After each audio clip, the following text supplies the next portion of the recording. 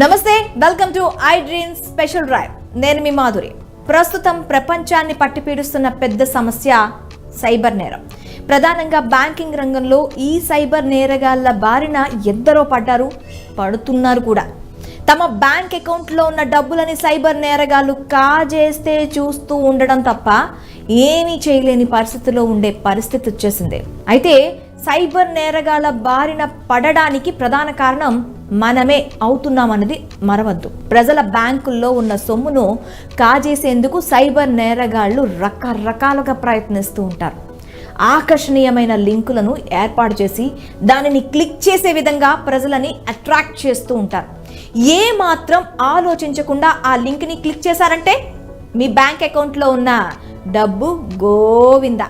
Cyber నేరగాళ్ల ఆటలు కట్టడానికి పోలీసులు ఎన్నో వ్యూహాలు రచిస్తున్నప్పటికీ మరో కొత్త దారి వెతుక్కుంటూ దర్జాగా ప్రజల సొమ్మును కాజేస్తున్నారు. ఇలాంటి సైబర్ నేరగాళ్ల గురించి ప్రభుత్వాలు తగిన జాగ్రత్తలు తీసుకుంటున్నప్పటికీ ఆ నేరాలు మాత్రం పూర్తి స్థాయిలో అరికట్టలేకపోతుంది. ప్రధానంగా సైబర్ నేరగాళ్లు 5 రకాల పద్ధతుల్లో మోసాలకు పాల్పడుతున్నారు. అవి FedEx courier, advertisement portal, business లో పెట్టుబడులు పేరిట లింకులు, ఆన్లైన్ లో లోన్లు, క్రెడిట్ డెబిట్ కార్డుల వివరాల సేకరణ.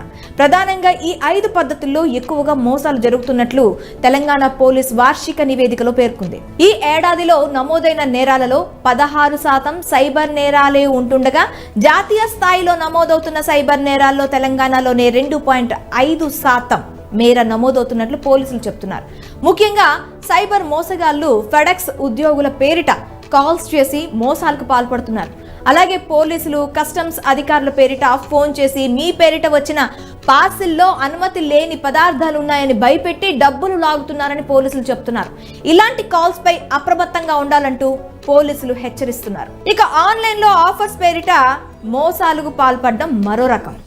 ఆన్లైన్లో పలు రకాల వస్తువులు, సేల్స్, ఆఫర్లు పేరిట ఆకర్షణమైన యాడ్స్ డిజైన్ చేసి యూజర్స్ని ఆకట్టుకుంటున్నారు. ఫ్లిప్కార్ట్, అమెజాన్ లాంటి ప్రముఖ ఆన్లైన్ షాపింగ్ వెబ్సైట్లను మోసాలకు వాడుకుంటున్నారు.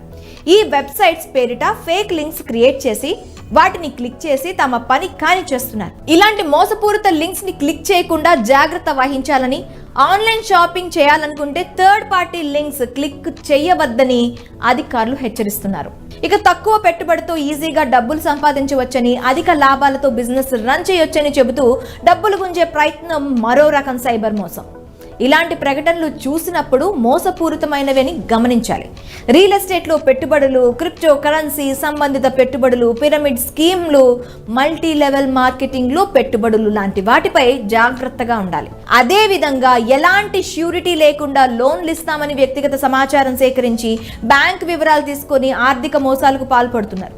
వీటిపై కూడా చాలా జాగ్రత్తగా ఉండాలి. మరోవైపు క్రెడిట్ డెబిట్ కార్డుల రూపంలో సైబర్ మోసాలు అధికంగా జరుగుతున్నాయని అధికారులు చెబుతున్నారు. బ్యాంక్ అధికారులమని చెబుతూ కేవైసీ అప్డేషన్ అంటూ మీ క్రెడిట్ కార్డు బ్లాక్ అయ్యిందంటూ మోసాలకు పాల్పడతారు.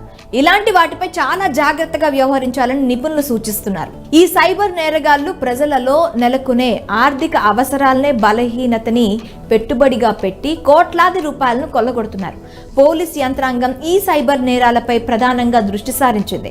అనుమానాస్పద ఆర్థిక లావాదేవీలకు సంబంధించి సైబర్ నేరగాళ్లవి గుర్తించిన మొత్తం 28,610 సిమ్ కార్డులను పోలీసులు బ్లాక్ చేశారు. తెలంగాణ పోలీసులు ఇతర రాష్ట్రాల పోలీసులతో కలిసి సైబర్ నేరగాళ్లకు సంబంధించిన 58,446 క్రైమ్ లింక్లను గుర్తించి వీటిపై దర్యాప్తు చేపట్టారు.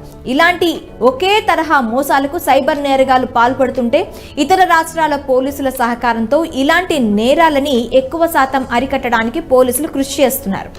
డిజిటల్ ప్రపంచంలో డేటా భద్రత ఎంత ముఖ్యమో, దీని భద్రతపై ఎన్నో జాగ్రత్తలు తీసుకున్నప్పటికీ యూజర్లు అప్రమత్తంగా లేకుంటే ఆఫర్లు, ప్రకటనలు, థర్డ్ పార్టీ యాప్ల పేరుతో సైబర్ నేరగాళ్లు వ్యక్తిగత వివరాలను చోరీ చేసి బ్యాంక్ ఖాతాలను ఖాళీ చేస్తారని గుర్తుంచుకోవాలి.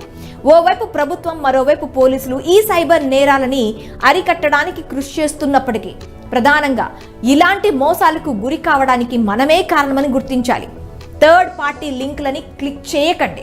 ఆన్లైన్ కాల్స్ ని రిసీవ్ చేసి తమ వ్యక్తిగత వివరాలని, బ్యాంక్ వివరాలని చెప్పకుండా జాగ్రత్త పడితే ఈ నేరాల నుండి బయటపడొచ్చని గుర్తించాలి. ఇది ఇవాల్టి స్పెషల్ డ్రైవ్. మరొక అంశంతో మీ ముందుకు వస్తాం. Stay with us.